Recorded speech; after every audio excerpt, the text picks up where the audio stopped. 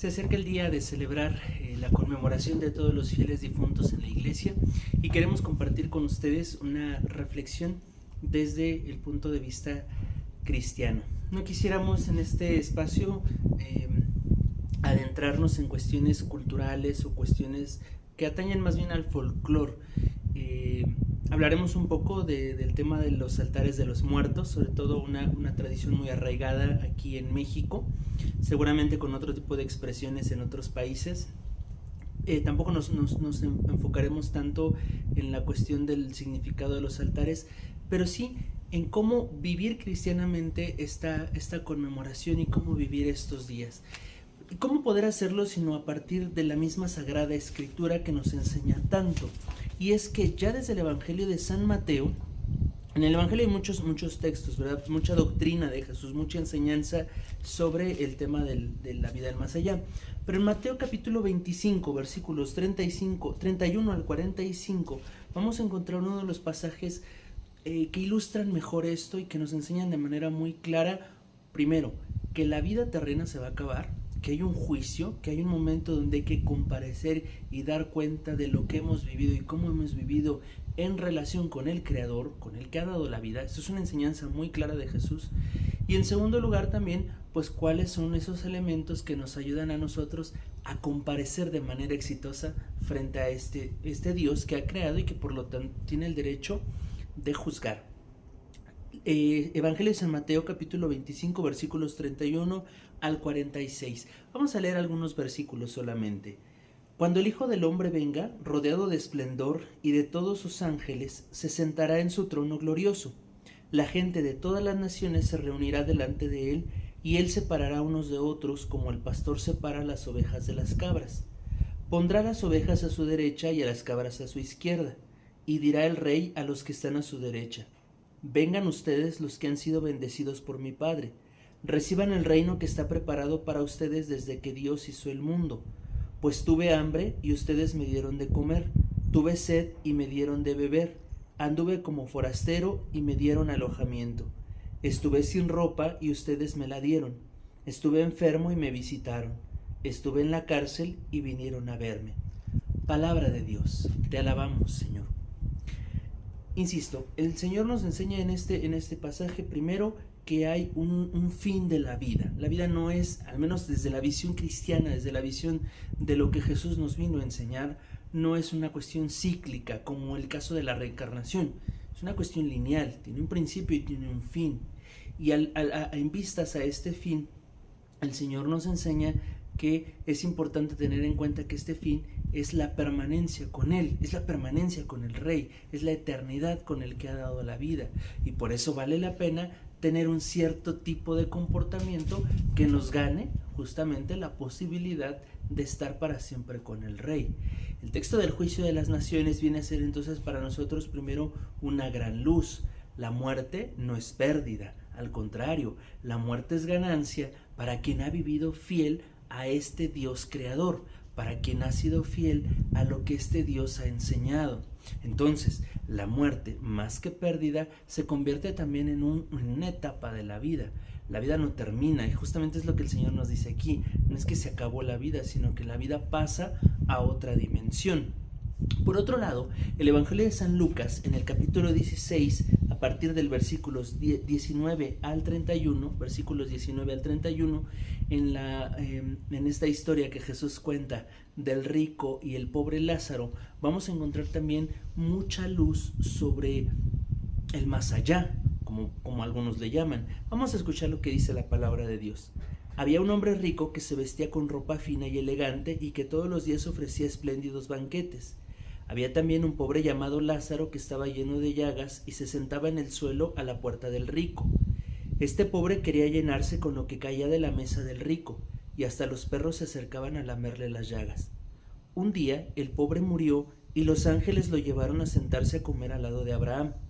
El rico también murió y fue enterrado, y mientras el rico sufría en el lugar a donde van los muertos, levantó los ojos y vio de lejos a Abraham y a Lázaro sentado a su lado.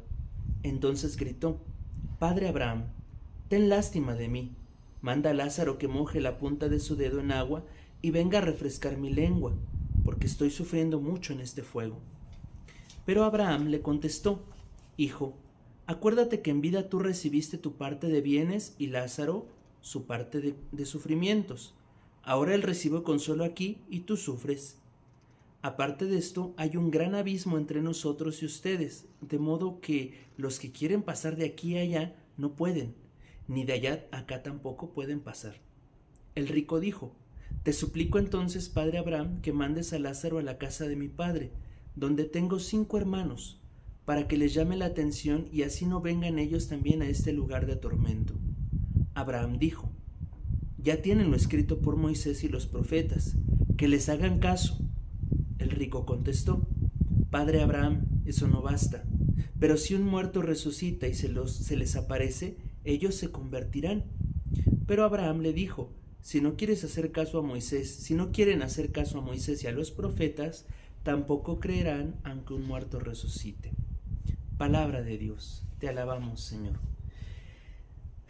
Incluso más allá de la enseñanza de que ustedes no pueden pasar para acá ni nosotros podemos ir para allá, que nos habla de que a lo mejor las personas que han muerto no pueden andar de un lugar a otro o en pena, como en algunos momentos se dice, en algunas culturas se cree. En esta enseñanza tan clara, además encontramos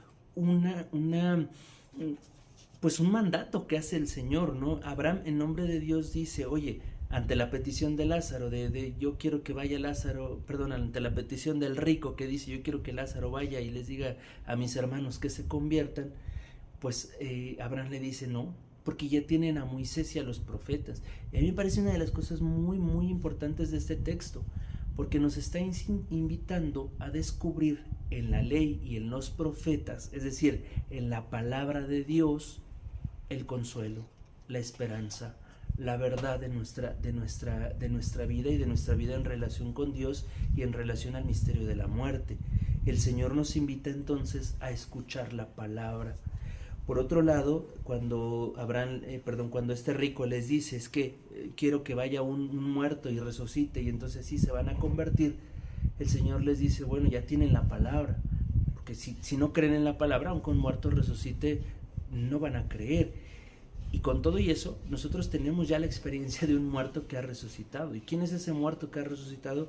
Jesucristo, Jesús que se ha encarnado y que ha pasado el proceso también de la muerte como cualquier otro hombre y ha resucitado y nos ha venido a decir que va a preparar una morada donde estemos junto con Él. Pues eso ya es no solo la palabra de Dios por medio del profeta o por medio del patriarca, sino el mismo Dios que se ha hecho carne y nos constata la realidad del cielo, nos constata la realidad de la vida eterna junto a Él. Entonces, si nosotros no nos acercamos a la palabra, no escuchamos la palabra de Dios, al menos nosotros como cristianos, los que creemos en la palabra de Jesús, pues difícilmente podríamos nosotros en otros espacios o en otro tipo de creencias, pues realmente entender o realmente sentirnos consolados frente al misterio de la muerte. Por eso, queridos hermanos, acercarnos a la palabra a nosotros nos da muchísima claridad y nos da también muchísima paz y muchísima esperanza para poder vivir estos momentos que no dejan de doler, que no dejan de ser momentos sufrientes por la muerte de alguien, por la muerte de alguien que amamos, por la muerte misma, porque alguien puede vivir con mucho miedo frente a la realidad que algún día nos va a acontecer a todos de morir. El Señor nos dice: su palabra es el consuelo, su palabra es la paz. Pero fíjense que San Pablo, en la enseñanza que él da a propósito de las comunidades que evangeliza, de los pueblos en los que él va predicando, San Pablo toca también estos temas.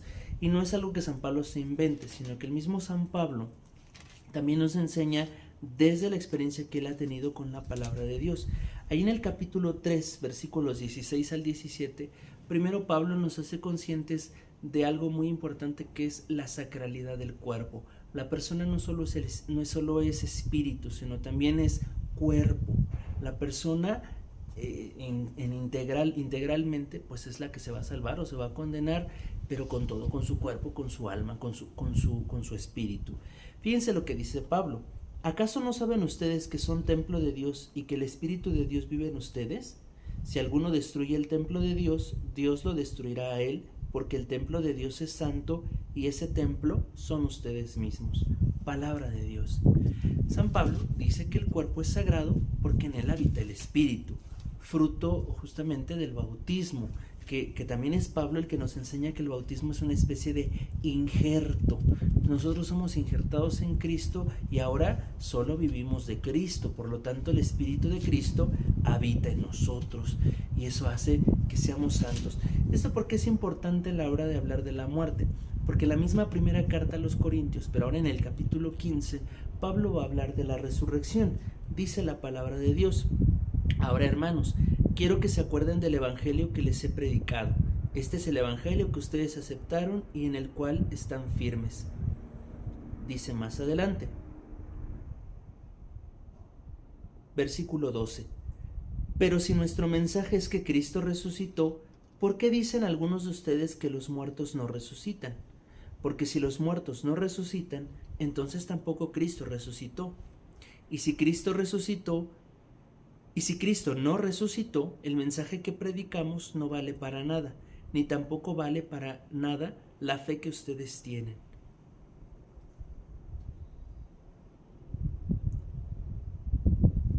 Dice también la primera carta a los Corintios, capítulo 15.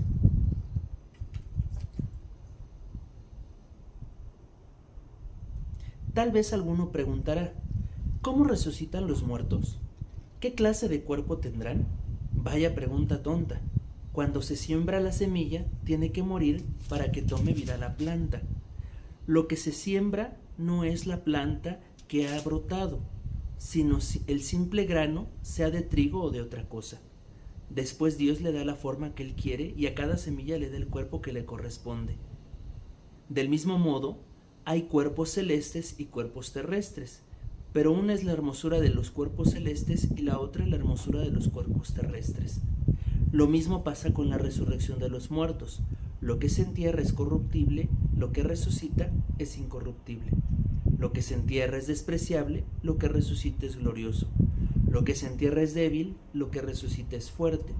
Lo que se entierra es un cuerpo material, lo que resucita es un cuerpo espiritual. Si hay un cuerpo material, también hay otro cuerpo espiritual. Palabra de Dios. He tomado algunos versículos de todo este capítulo 15. Invito a todos ustedes a que puedan tomar su Biblia y tomar todo el capítulo 15 que habla sobre la resurrección de los muertos. Pablo empieza diciendo una verdad muy importante. Este es el evangelio que yo les he predicado. Esa es la palabra de Jesús. Dios que se hizo carne y vino y nos habló. ¿Qué encontramos en Jesús? El tema de la resurrección. Lo que se entierra, dice, es corruptible, lo que resucita es incorruptible. ¿De dónde pudo haber San Pablo tomado esta inspiración sobre un cuerpo espiritual? Pues muy seguramente de la misma experiencia del Evangelio. Jesús, cuando resucita, trasciende las realidades materiales. Ustedes recordarán en los relatos, sobre todo de San Juan, de la resurrección, encontramos que Jesús ya no toca la puerta, simplemente traspasa las paredes, pero también come. Por eso en muchos momentos incluso les pide comida. Sigue siendo un cuerpo, pero un cuerpo espiritual. Yo les invito a consultar una catequesis de febrero de 1982 de San Juan Pablo II sobre esta enseñanza del cuerpo espiritual de San Pablo. Es una catequesis muy interesante, es de febrero de 1982 de San Juan Pablo II. Pero lo que nos importa aquí es esto, entender que para nosotros la muerte es una etapa también de nuestra experiencia vital y, por qué no decirlo, también de nuestra experiencia de fe. Por eso, acercándonos a estos textos, nosotros podemos sentirnos no solamente seguros de la resurrección, no solamente seguros de que con morir no estamos perdiendo, sino además nos vamos encaminando, como lo decía el Evangelio de San Mateo, por el camino de las virtudes. Es que me diste de comer, tuviste compasión de mí, me visitaste cuando estaba enfermo. Las llamadas obras de misericordia nos llevan a nosotros por el camino de lo que Dios quiere que hagamos. Y esto nos ganará entonces la vida eterna junto a Él. Y sobre todo el tema del cuerpo, pues también nos ayuda a entender el gran respeto y la veneración que se ha de tener por el cuerpo de un bautizado. Yo les invito a consultar la instrucción ad resurgendam cum Christo o al resurgir con Cristo, así sería en español, de la Congregación para la Doctrina de la Fe, ahora el Dicasterio para la Doctrina de la Fe, que nos habla sobre el tema sobre todo de la incineración, pero en general de la preservación de los restos mortales de la persona. Si tú quieres saber si puedes tener tus cenizas en casa, si las cenizas de un ser querido las puedes ir a aventar al mar porque a la persona le gustaba el mar, si tú quieres conocer cuál es la enseñanza de la iglesia a partir de la Sagrada Escritura, yo te recomiendo mucho esta instrucción. La vamos a dejar aquí en la caja de descripción para que tú la puedas consultar. Es una instrucción muy actual, es del año 2016, sobre el trato de los restos mortales de una persona. Ahora, igual si quieres un video más amplio sobre esto, pues déjanoslo saber ahí en los comentarios para poder profundizar un poquito más. Ahora, el tema de los muertos, la conmemoración de los fieles difuntos, y ese es su nombre, en la iglesia no le llamamos Día de Muertos, sino conmemoración de los fieles difuntos, pues se remontará por allá entre el siglo VII y siglo X más o menos, sobre todo en la usanza de los monasterios europeos. En los monasterios europeos, que sobre todo venían ya de una tradición de unos 4 o 5 siglos atrás, pues estas casas de religiosos, de monjes o de monjas, pues contaban ya con un buen número de muertos, y en muchos de estos monasterios acostumbraban dedicar un día al año para orar por todos aquellos difuntos que ellos que habían vivido en esos monasterios.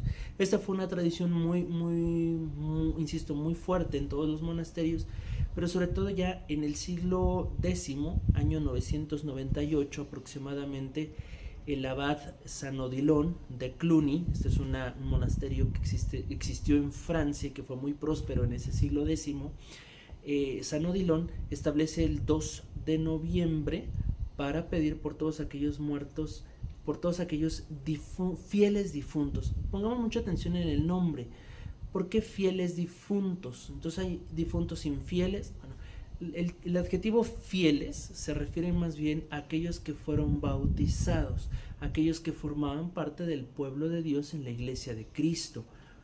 Su fidelidad se refería justamente a eso, a que habían estado esperando o que están esperando la resurrección en Cristo Jesús. Y eso es lo que conmemoraban, todos aquellos que han sido bautizados y que están esperando que Jesús, que el juicio final, pues para vivir la resurrección, pero sobre todo que están esperando entrar en la vida eterna.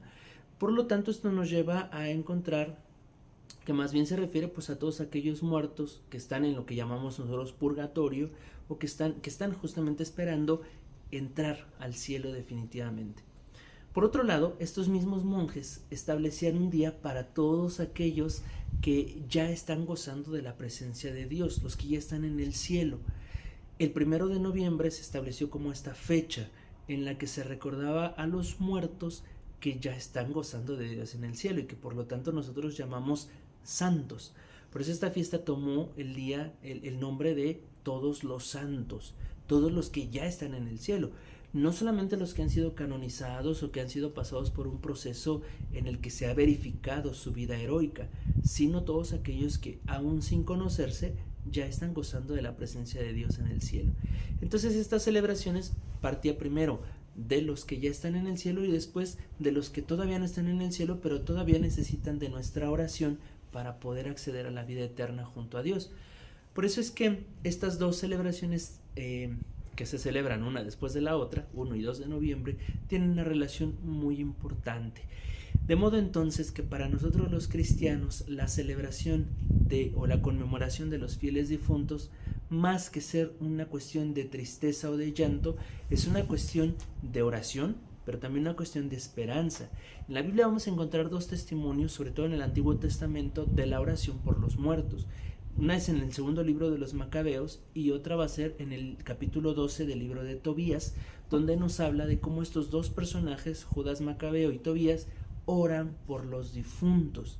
Esta enseñanza viene a ser para los cristianos un verdadero testimonio de fe. Orar por los difuntos se nos convierte incluso también en una especie de obra de misericordia, una obra de amor por aquellos que han compartido con nosotros la vida. Y Viene entonces también la llamada doctrina de la comunión de los santos. Yo puedo orar por aquel que ya murió, pero también aquel que ya está gozando en el cielo ora por mí. Y justamente aquí se basa la enseñanza de pedir la intercesión de los santos. ¿Quién es el santo? Pues uno que ya se murió, pero que por su vida, por los testimonios que encontramos de su vida en la tierra, creemos que ya está gozando de Dios en el cielo. Por lo tanto, le pedimos que ore a Dios por nosotros. Y no porque Cristo no sea el único intercesor, sino porque esta persona ya está viviendo la comunión con Cristo. Es la comunión de los santos. Y por eso creemos también que la oración que hacemos por los difuntos, que no sabemos si ya están en el cielo o no, pues puede ser beneficiosa. Y si ya están en el cielo, pues a nosotros no nos hace mal orar, porque eso también, insisto, nos pone en comunión con esa porción de la iglesia, porque ellos siguen siendo iglesia, que ya está allá, que ya está en la presencia de Dios, o que está esperando la purificación total para poder entrar ya en la eternidad. Entonces la fiesta de todos los santos y de los fieles difuntos viene a ser para nosotros también, insisto, un motivo de compromiso con nuestra oración, pero también con nuestra vida cristiana. Por eso, insisto, no nos queremos meter tanto en el tema de las ofrendas o de estos signos que forman parte del folclore, que efectivamente en el caso de México, bueno, hablar de las ofrendas en México pues es un tema muy rico, que ni siquiera podemos englobar o generalizar y decir, es que esto significa esto, las flores significan el otro, porque dependerá también de cada una de las culturas, sobre todo prehispánicas, en las que está fundado determinada tradición o determinado uso, ¿no? o costumbre. México es muy grande, muy rico, no podríamos encasillar a todas las culturas en un mismo significado. Pero sí podemos decir que esta celebración o esta conmemoración de los difuntos, que ya existía antes de la evangelización en nuestras tierras, en esto que hoy es México, antes no era México, hoy es México, pues ya existía en la conmemoración de todos los santos y de los fieles difuntos. Hay que dejar en claro, sí, que para un católico, para un cristiano, poner un altar en el Día de los Muertos, en la conmemoración de los fieles difuntos, no es una especie de culto a la muerte. No es que estamos rindiendo una veneración a la muerte, porque para nosotros la muerte no es una persona. La muerte es una etapa, es un momento que se vive en la vida. En el proceso vital, el ser humano experimenta la muerte para pasar a otra dimensión de la misma vida. Entonces, no es una persona, no rendimos un culto a la muerte. Todas estas expresiones tan coloridas y tan bellas, tan artísticas, ¿por qué no decirlo? De las calaveras, del papel picado, de las flores, que insisto, en las culturas tendrá cada una su significado, vienen a ser para nosotros también esos motivos de esperanza y de oración. ¿Qué no puede faltar si tú, católico mexicano, has puesto tu altar, tu ofrenda al Día de los Muertos? ¿Qué no puede faltar en ella? Pues los signos justamente que nos hablan de Cristo y de Cristo resucitado. Ante todo, siempre la imagen de Cristo crucificado, que ha muerto por nosotros para darnos la vida, pues no puede faltar. Hay muchas personas que en su altar, que en su ofrenda colocan también una imagen de Cristo resucitado, porque Cristo resucitado es la esperanza a la que tendemos todos, porque la resurrección pues la viviremos también en la eternidad con Dios. Entonces, ¿por qué no tener una imagen también de Cristo resucitado? Las velas, pues recordemos que en la iglesia la luz siempre nos recuerda eso, que Cristo es la luz del mundo. Muchas personas colocan en su ofrenda del Día de los Muertos el cirio pascual, el cirio que se bendice durante la vigilia pascual en la noche santa. Es muy válido porque también ese cirio nos recuerda que Jesús es el triunfo sobre la muerte, sobre el pecado y sobre la muerte. En general nosotros sabemos que nuestros difuntos, sobre todo por la tradición mexicana, no van a venir, no comen lo que nosotros ofrecemos ahí, que los recordamos con sus platillos favoritos, que los recordamos con aquello que les gustaba, no lo van a comer, pero sí nos van a hacer a nosotros recordar a estas personas a las que amamos y orar por ellas. No sabemos dónde están, no sabemos si están en el purgatorio, si están en el cielo, pero sí tenemos la certeza de que mi oración por ellos funciona, es eficaz. Entonces, una de las cosas más importantes para vivir este día, pues es viviendo la Santa Eucaristía, viviendo la misa, porque la misa es la expresión más fuerte de la resurrección de Cristo. Cristo que entrega su vida, su cuerpo y su sangre para la redención de los hombres. ¿Por qué no ofrecer la Eucaristía por aquellos que ya no están vivos? Hay una cosa que a mí me llama mucho la atención, sobre todo a partir de la publicación de esta película de Coco, ¿verdad? Que ha sido como un éxito no solo en México, sino en todo el mundo. Es este tema sobre el recuerdo, ¿no? Entonces, si yo ya no recuerdo al difunto, si ya no le ponemos la foto, entonces va a desaparecer y se va a ir quién sabe a dónde. No, definitivamente que no, al menos esto no es compatible con el cristianismo, porque todos viven y viven para Dios. Dice San Pablo, en vida o muerte somos del Señor. Entonces la vida no depende del recuerdo de los seres humanos, la vida depende de Dios. Dios la ha dado y Dios la conserva aquí en la dimensión terrenal o en la dimensión también fuera de la tierra. Dios la conserva, eso no depende de mí. Insisto, orar por los difuntos es una obra de misericordia y es algo que nos pone siempre en comunión con los demás. ¿Por qué no orar por aquellos difuntos a quienes ya nadie ora, por quienes ya nadie recuerda? Por los que están en las fosas comunes, por ejemplo, ¿no? Que no tienen un lugar físico en donde orar. ¿Por qué no elevar una oración por todos aquellos inocentes que han muerto en el aborto, en la guerra y en tantas realidades donde han pasado desapercibidos? Insisto, como una obra de misericordia más allá de no querer que desaparezca, ¿no? Como se publica en esta expresión cinematográfica de Coco, ¿no? Queridos hermanos, vivamos pues estos días con un espíritu grande de recogimiento, de oración, pero también de mucha esperanza, de saber que Cristo vive por nosotros y que Cristo nos da la vida eterna.